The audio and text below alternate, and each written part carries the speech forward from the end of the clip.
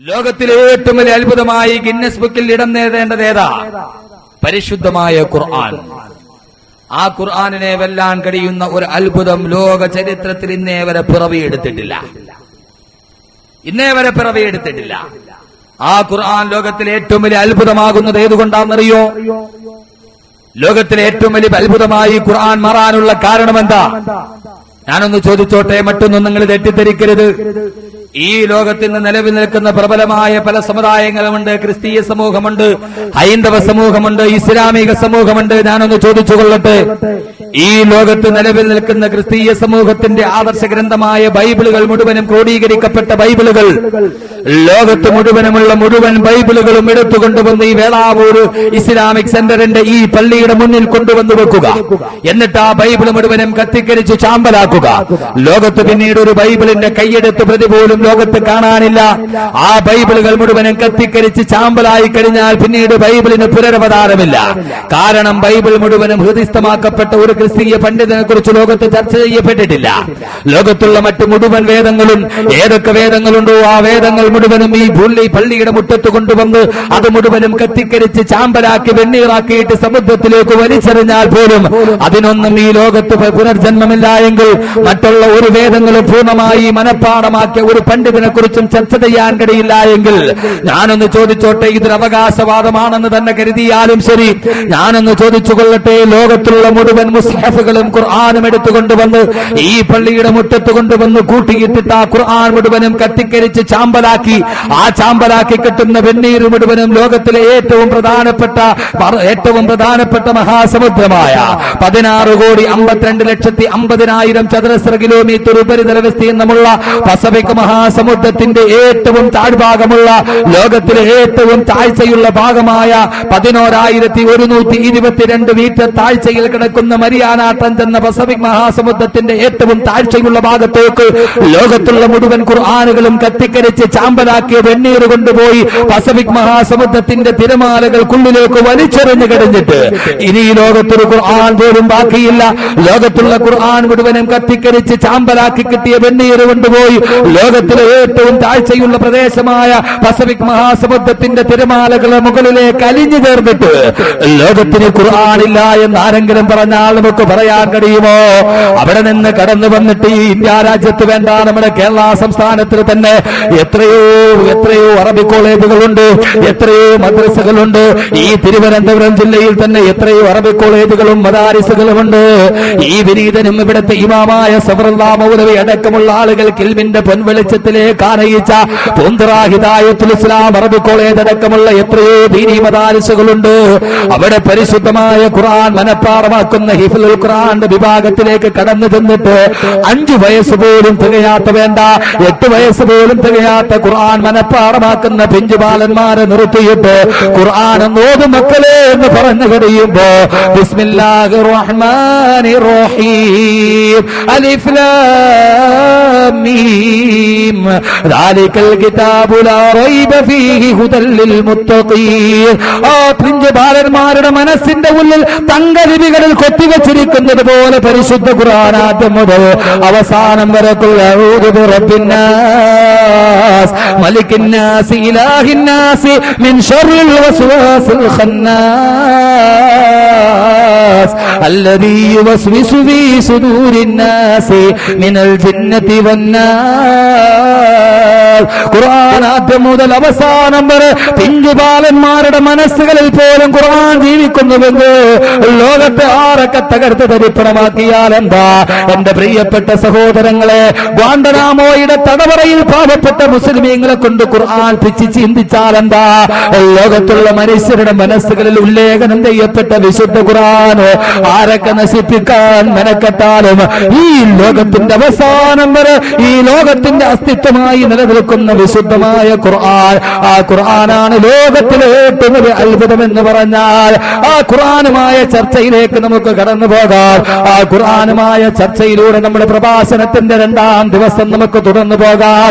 അതിനു മുമ്പ് ഖുർആന്റെ ചർച്ചയിലേക്ക് കടക്കുമ്പോ ഇമാം ബൂസൂരിയുടെ വാക്കുകൾ കടമെടുത്തിട്ട് നമുക്ക് പറയാം, ഖുർആൻ പറഞ്ഞു തീർക്കാൻ കഴിയാത്ത സുവിശേഷമാ അല്ലാഹു സുബ്ഹാനഹു വ തആല ഭൂലോകത്തിൽ നൽകിയ ഏറ്റവും വലിയ വരദാനം, അർത്ഥത്തിന്റെ റഹ്മത്തിന്റെ മഹാസാഗരവുമായി ഈ ലോകത്തേക്ക് കടന്നു വന്ന വിശുദ്ധ ഖുർആൻ.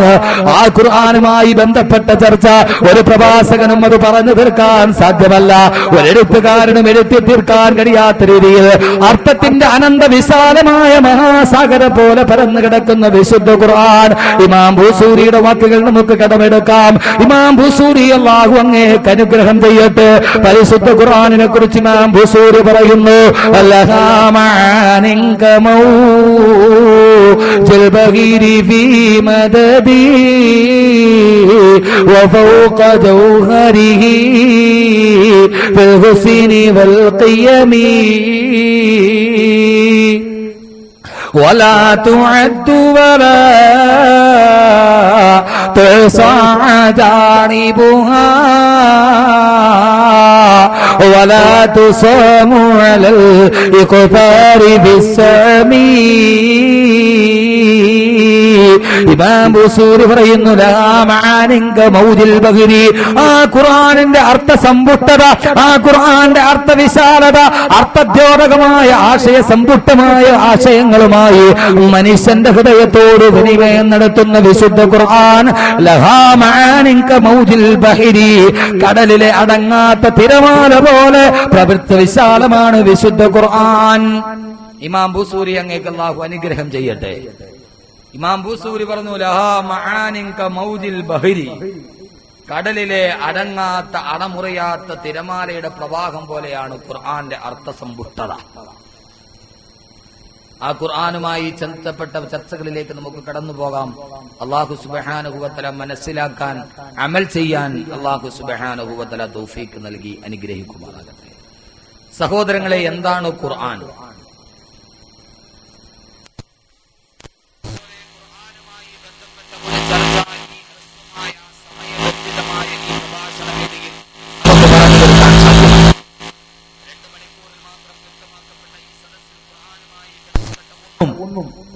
പോരാത്തതിന് നമ്മെ പോലെയുള്ള ബലഹീനരായ ആളുകൾക്ക് എങ്കിലും ഖുർആനിനെ കുറിച്ച് സംസാരിക്കുമ്പോൾ നമ്മുടെ വാചാലത അതും പര്യാപ്തമായില്ല എന്ന് നമുക്ക് തോന്നിപ്പോകും. വിശുദ്ധമായ ഖുർആൻ അതാണ്. എന്താണ് ഖുർആൻ എന്ന ചോദ്യത്തിന്റെ ആകെയുള്ള ഒരൊറ്റ ഉത്തരം, ഖുർആൻ എന്താണ് എന്നതിന്റെ ഉത്തരമായി അല്ലാഹുവിന്റെ പ്രവാചകൻ നബി മുഹമ്മദ് മുസ്തഫ, ആദരവായ നബി മുഹമ്മദ് മുസ്തഫ, ഓർമ്മയുണ്ട്, ഹബീബായ നബി മുഹമ്മദ് മുസ്തഫ സല്ലല്ലാഹു അലൈഹി വസല്ലം വിശുദ്ധമായ ഖുർആനിനെ കുറിച്ച് അവിടുത്തെ അതരമൊഴികളിൽ നിന്ന് നിർഗളിച്ച ഒരൊറ്റ ഹദീസ്, ഇൻഷാ അല്ലാഹ് അത് മാത്രം ചർച്ച ചെയ്ത് നമുക്ക് ഇന്ന് ഈ സദസ്സ് പിരിയാം. അല്ലാഹു തൗഫീഖ് നൽകി അനുഗ്രഹിക്കുമാറാകട്ടെ. ബഹുമാനപ്പെട്ട ഹാരിസ് ബിൻ അൽ-അഅ്വ റളിയല്ലാഹു തആല അൻഹു റിവായത്ത് ചെയ്യുന്ന ഒരു ഹദീസ്. ഹാരിസ് ബിൻ അൽ-അഅ്വ റളിയല്ലാഹു തആല അൻഹു പറയുന്നു, മറർതു ഫിൽ മസ്ജിദി ഫഇദ الناس يخوضون في الاحاديث. ഹാരിസ് ബിൻ അൽ-അഅ്വ റളിയല്ലാഹു തആല അൻഹു പറയുന്നു, മറർതു ഫിൽ മസ്ജിദി, ഞാനൊരു പള്ളിയിലൂടെ, നമ്മുടെ നാട്ടിലെ പള്ളിയിലൂടെ ഞാൻ കടന്നുപോയി. ആ സമയത്ത് ഫഇദ الناس يخوضون في الاحاديث, പള്ളിയിലൂടെ ഞാൻ നടന്നു പോകുമ്പോ പള്ളിക്കകത്തിരുന്ന് ചില ആളുകൾ നാട്ടുവർത്തമാനം പറഞ്ഞ് തർക്ക വിതർക്കങ്ങൾ നടത്തി, അവരങ്ങോട്ടും ഇങ്ങോട്ടും ആശയ സംവാദം നടത്തി നാട്ടുവർത്തമാനങ്ങളുമായി പള്ളിയെ ശബ്ദ കോലാഹലങ്ങളാൽ മുഖരിതമാകുന്ന അവസ്ഥ ഞാൻ കണ്ടു. എന്റെ മനസ്സ് വേദനിച്ചു. ഹാരിസിൽ പറയുന്നു, പള്ളിക്കകത്തിരുന്ന് അങ്ങോട്ടും ഇങ്ങോട്ടും വർത്തമാനം പറഞ്ഞ് അങ്ങോട്ടും ഇങ്ങോട്ടും തർക്ക വിതർക്കങ്ങൾ നടത്തി ആളുകൾ അങ്ങോട്ടും ഇങ്ങോട്ടും ശബ്ദമയാനമായ ഒരു അന്തരീക്ഷം ഞാൻ പള്ളിയിൽ കണ്ടു. എനിക്ക് മനസ്സിലായി, ഇതൊരു ആശാവഹമായ സംഭവമല്ല. അള്ളാഹുവിന്റെ പള്ളിയുടെ പവിത്രതയെ പോലും കളങ്കപ്പെടുത്തുന്ന രീതിയിൽ ആളുകൾ സംസാരിക്കുന്നു. ഇതൊരു വല്ലാത്ത ഫിത്നയാണ്, ഇതൊരു വല്ലാത്ത ഫിത്നയാണ്.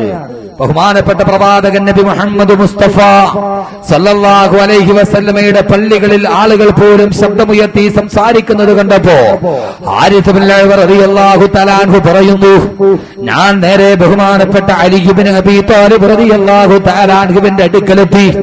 അല്ലാഹുവിന്റെ പ്രവാചകന്റെ വഫാത്തിന് ശേഷമുള്ള സംഭവമാണ്.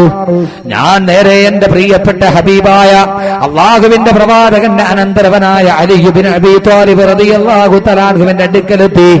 അലി റളിയല്ലാഹു തആല അൻഹുവിനോട് ഞാൻ വിവരം പറഞ്ഞു. ആ സമയത്ത് അലി ഇബ്നു അബീ താലിബിനോട് ചോദിച്ചു, അവഖദു ഫഅലൂഹാ, അവരങ്ങനെ ചെയ്യുന്നത് നീ കണ്ടുപോയോ? അള്ളാഹുവിന്റെ പ്രവാചകന്റെ പള്ളിയിൽ ആശാവകമല്ലാതെ ശബ്ദകോലാഹലങ്ങൾ ഉയർത്തുന്ന ഒരു സമൂഹത്തെ നീ കണ്ടോ? അവരങ്ങനെ പ്രവർത്തിക്കുന്നത് കണ്ടോ എന്ന് ആശ്ചര്യാതിരേകത്തോടെ അലി ഇബ്നു അബീ താലിബ് ചോദിക്കുമ്പോ ഹാരിസ് ഇബ്നു ഉമർ പറയുന്നു, നഅം, അതെ, ഞാനിത് കണ്ടിട്ടാണ് അങ്ങയുടെ അടുക്കലൂടെ വരുന്നത്. ബഹുമാനപ്പെട്ട അലി ഇബ്നു അബീ താലിബ് റളിയല്ലാഹു തആല അൻഹു പറയുന്നു, നീ കേട്ടിട്ടുണ്ടോ? ഇന്നി സമീഅതു റസൂലല്ലാഹി സ്വല്ലല്ലാഹു അലൈഹി വസല്ലം, അല്ലാഹുവിന്റെ പ്രവാചകൻ പറയുന്നതായി ഞാൻ കേട്ടു. അല്ലാഹുവിന്റെ പ്രവാചകൻ ഒരിക്കൽ പറയുന്നത് ഞാൻ കേട്ടു, സതകൂനു ബഅദീ ഫിത്നത്തുൻ, എനിക്ക് ശേഷം ഒരു വലിയ ഫിത്ന ലോകത്ത് സംഭവിക്കാൻ പോവുകയാ. എനിക്ക് ശേഷം ഈ ലോകത്തൊരു വലിയ ഫിത്ന സംഭവിക്കാൻ പോവുകയാണ്. ഒരു വലിയ വിനാശം വരാനിരിക്കുന്ന കാർമേഘം ഞാൻ മുൻകൂട്ടി കാണുന്നു എന്ന് ഹബീബായ നബി മുഹമ്മദ് മുസ്തഫ.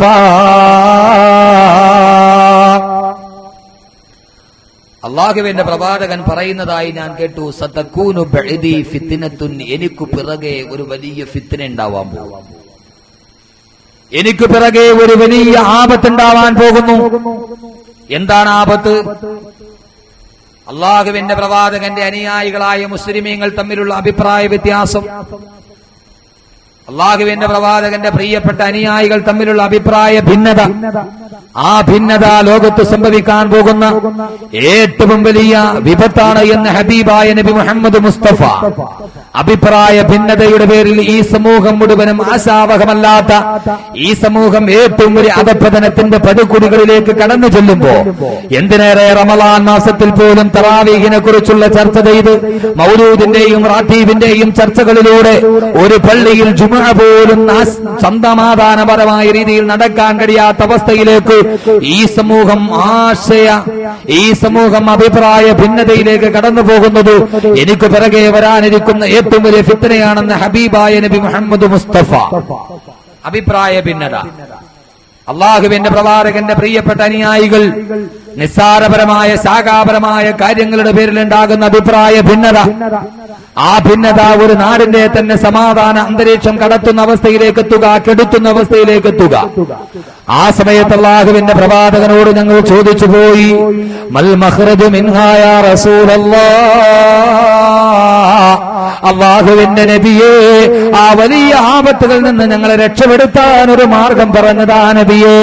ആ വലിയ ഫിത്നയുടെ കാലഘട്ടത്തിൽ ഒരു രക്ഷാകവചം ഞങ്ങൾക്ക് അങ്ങ് തീർത്തുതാ നബി.